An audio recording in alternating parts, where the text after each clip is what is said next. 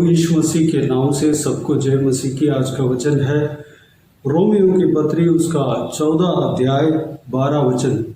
इसलिए हम में से हर एक परमेश्वर को अपना अपना लेखा देगा। मेरे प्रियो, यह वचन को पवित्र प्रेरित पौलुस ने रोमियो के कलीसिया के लिए कहा है।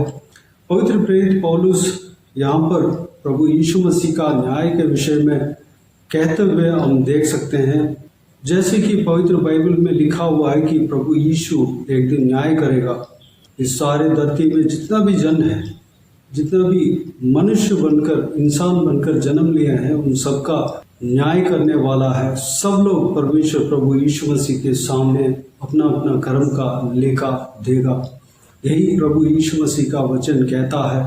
यह संदेश, यह संभव खाली सिर्फ एक जगह पर नहीं बल्कि बार बार कहा जा रहा है।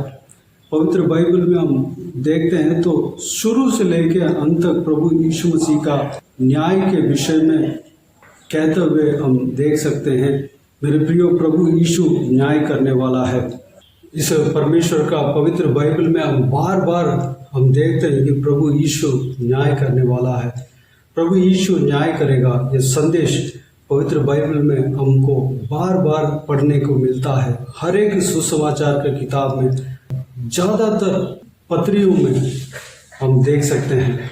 मेरे प्रियो, यह बात सच है, यह बात सत्य है कि प्रभु यीशु हर एक इंसान का लेखा लेने वाला है, हर एक इंसान का न्याय करने वाला है।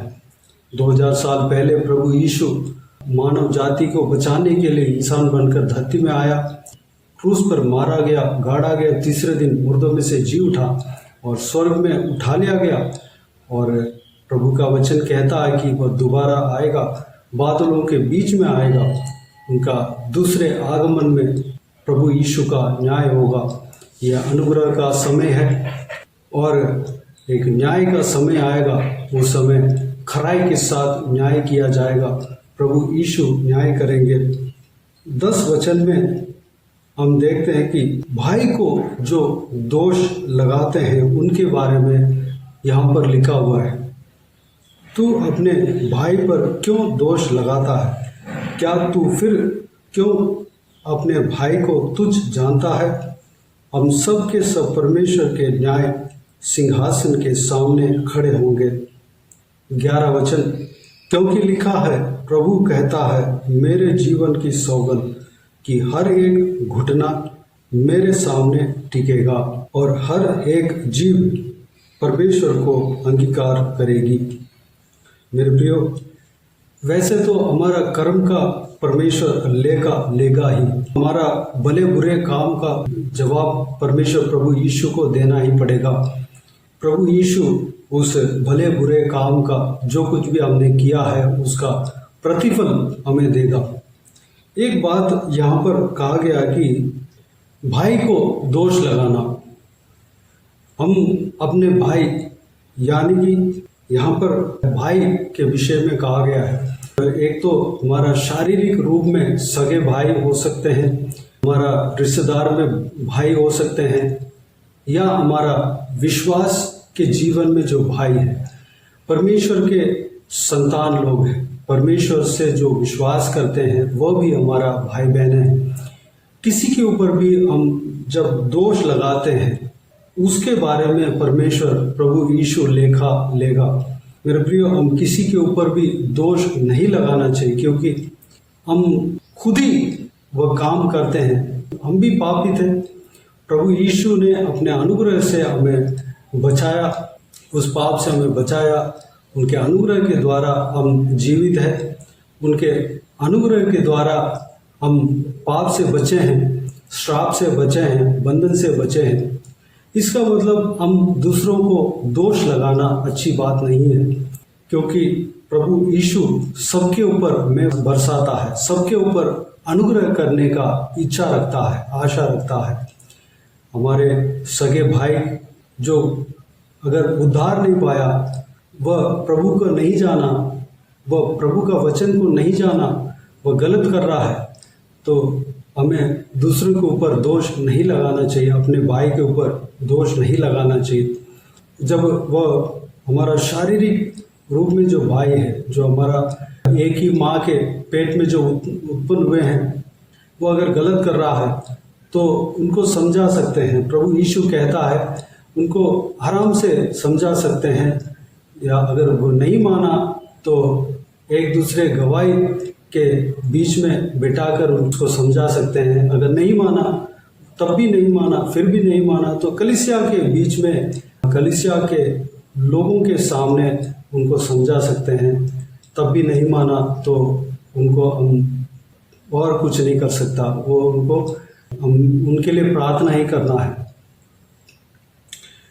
लेकिन उनके ऊपर दोष लगाने का अधिकार हमें नहीं दिया गया। अगर विश्वासी भाई या बहनें, उनके ऊपर भी हमें दोष लगाने का अधिकार नहीं दिया गया। दोष ही नहीं बल्कि न्याय करने का अधिकार भी नहीं दिया गया। दोष ही नहीं बल्कि न्याय करने का अधिकार भी नहीं दिया गया, क्योंकि प्रभु यीशु न्याय करने वाला है, हम नहीं। हम इंसान हैं, प्रभु यीशु का अनुग्रह से हम जी रहे हैं। अगर कोई गलती करे तो प्रभु का वचन के द्वारा हम, जब अगुवाई हो, प्रभु यीशु का आत्मा का अगुवाई हो, तो हम उन्हें समझा सकते हैं। लेकिन दोष नहीं लगाना चाहिए। हम प्रेम से, हम जो कुछ भी काम करें उसमें प्रेम होना चाहिए, प्रेम से हमें काम करना चाहिए। हमारे अंदर अगर कमी है तो आज उस कमी को दूर करने के लिए अपने आप को परमेश्वर प्रभु यीशु के आगे अर्पण करें। हम अपने अंदर जो दोष लगाने का गुण अगर हो तो उस दोष लगाने का गुण को हम आज से लेकर हटाने के लिए कोशिश करें, उसके लिए प्रार्थना करें। और हम इस विषय के लिए हमें अपने आप को अर्पण करना चाहिए। हमें किसी के ऊपर दोष नहीं लगाना चाहिए। अगर कोई गलत कर रहा है तो हम उनके लिए प्रार्थना कर सकते हैं, उनके लिए हम प्रभु से हम विनती कर सकते हैं, उनका माफ़ी के लिए, उनके ऊपर प्रभु यीशु अनुग्रह करने के लिए हम प्रार्थना कर सकते हैं। मेरे प्रियो, हम किसी के ऊपर दोष लगाकर हम फंदे में ना फंसना चाहिए। इस विषय में हम चौकस रहना चाहिए। विश्वासी भाई बहनें, अगर वह गलती भी किया हो, वह प्रभु यीशु के आगे जाकर वह माफ़ी जब मांगते हैं तो प्रभु यीशु उन्हें माफ़ कर देते हैं और वह पवित्र हो जाता है। हम जब उनका जो वो गुप्त बातें हैं, जो प्रभु यीशु के आगे वो गया और माफ़ी मांगा और माफ़ी पा लिया और पवित्र बना, वह चीज़ हो सकता है हमें नहीं पता हो, हमारा जो बात है वह गलत हो सकता है। हम उनके ऊपर अगर दोष लगाते हैं, उनका जो गलत काम जो जाना हुआ है, उस बात को हम बार बार कहकर उनके ऊपर अगर दोष लगाते हैं तो हम गलत करते हैं, क्योंकि प्रभु यीशु ने उनको क्षमा कर दिया। हम कौन हैं? हम दोष लगाने के लिए हम कौन होते हैं? हम प्रभु यीशु के अनुग्रह से जिस तरह हम जी रहे हैं, वैसे ही वह लोग भी प्रभु यीशु के अनुग्रह से जी रहे हैं। हम सब भाई भाई हैं। अगर हम जो गलत किया हुआ है, हम प्रभु यीशु जानता है, प्रभु यीशु हमें क्षमा करते हैं और उनके अनुग्रह से हमें चलाते हैं। ठीक उसी तरह उनको भी प्रभु यीशु क्षमा करके, जब भी वह प्रभु यीशु के सामने अपने अपराधों को बताकर माफ़ी मांगते हैं तो प्रभु यीशु उन्हें क्षमा कर देता है, उनको पवित्र बना देता है और उनको जो नियुक्त किया हुआ मार्ग में उन्हें चलाता है।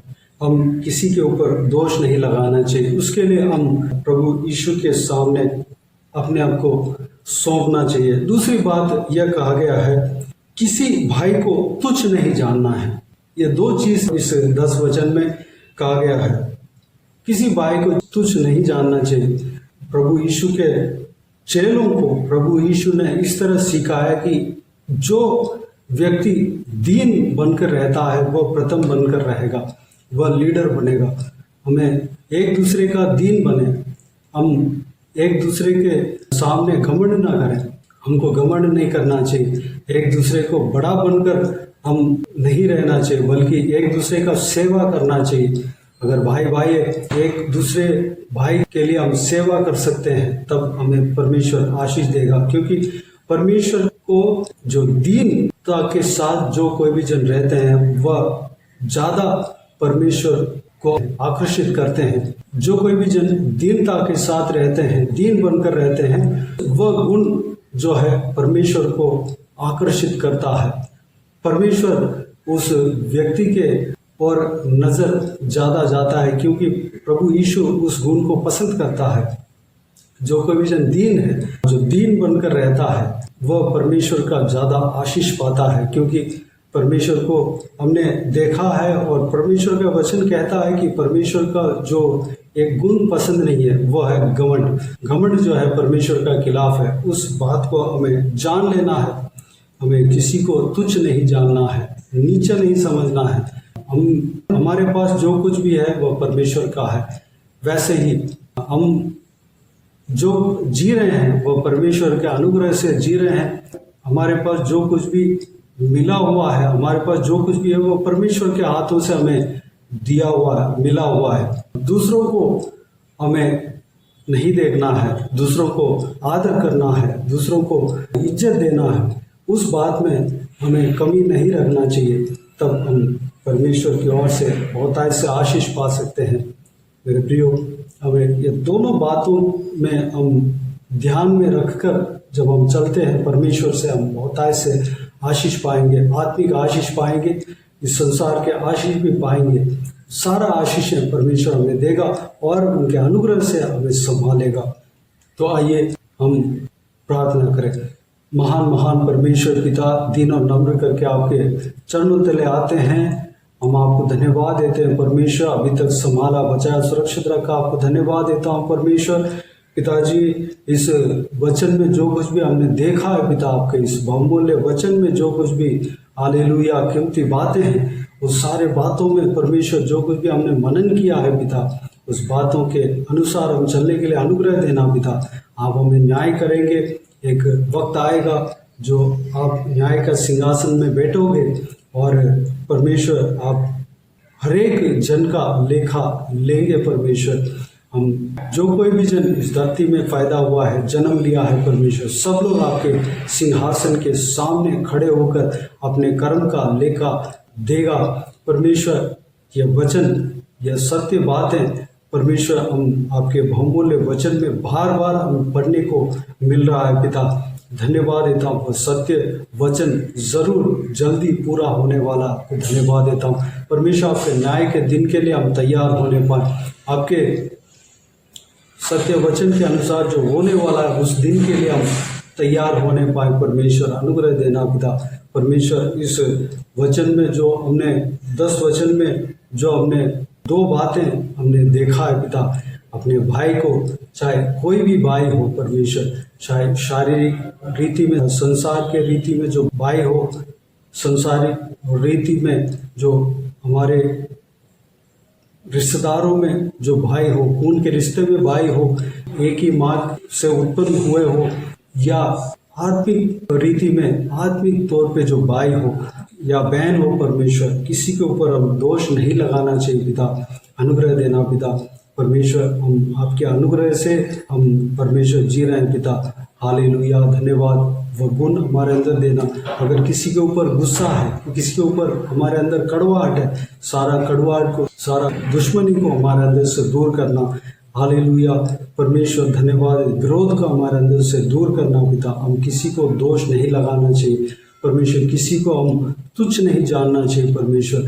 हमारे हाथ में जो कुछ भी है पिता, सब आपके हाथों से दिया हुआ है, आपकी ओर से हमें मिला हुआ है परमेश्वर पिता। उसके लिए हम आपको धन्यवाद देते हैं पिता परमेश्वर। हम दूसरों का परमेश्वर हालत को देखकर उन्हें तुच्छ नहीं जानना चाहिए परमेश्वर, बल्कि एक दूसरे का आदर करना चाहिए, एक दूसरे का सम्मान देना चाहिए परमेश्वर पिता।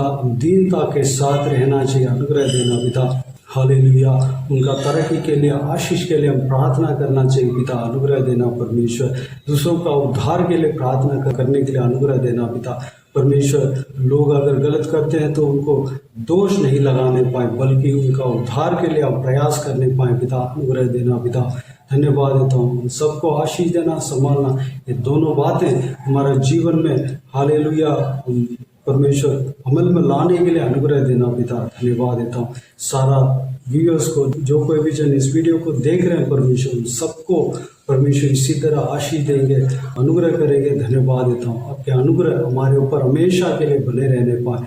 धन्यवाद देता हूँ पिता। सारा व्यूअर्स को आशीष देना, संभालना, किसी को भी कोई भी कमी घटी ना होने देना, भरपूर आशीष देना। पिता पिछले हफ्ते में परमेश्वर हमें संभाला, बचाया, सुरक्षित रखा। आपको धन्यवाद देता हूँ। आने वाला समय में भी हमें संभालेंगे, सुरक्षित रखेंगे। आपको धन्यवाद देता हूँ। हालेलुया। आपके हाथ हमेशा हमारे ऊपर रहने पाए। अनुग्रह देना पिता। हमारा हर जरूरतों को पूरा करना, सुरक्षित रखना। पिता जहाँ कहीं भी जाते आते हो हमें सुरक्षित रखना। जो कोई भी जन बीमार है परमेश्वर उनको छूना, चंगा करना। प्रभु यीशु मसीह के नाम से चंगा होने पाए। जो कोई भी जन हॉस्पिटल में एडमिट है परमेश्वर उन सबको चंगा करना, सही सलामत वापस हालेलुया डिस्चार्ज होकर घर आने पाए। परमेश्वर अनुग्रह देना।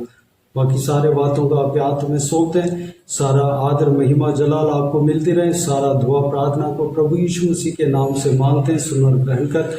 आमीन आमीन। प्रभु यीशु मसीह के नाम से प्रभु यीशु मसीह का आशीष और अनुग्रह हम सभी के ऊपर बने रहे। आमीन आमीन। मेरे प्रियो, इस चैनल को सब्सक्राइब करें और शेयर करें। अगर किसी को भी प्रार्थना का विषय हो तो डिस्क्रिप्शन में दिए हुए नंबर पर कॉल करके प्रार्थना करा सकते हैं। हम आपके लिए प्रार्थना करेंगे।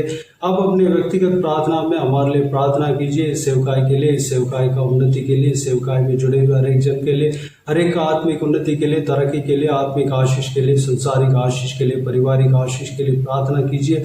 परमेश्वर प्रभु यीशु आप सबको आशीष दे। इस सत्य वचन के अनुसार चलने के लिए, सब लोग चलने के लिए प्रार्थना कीजिए।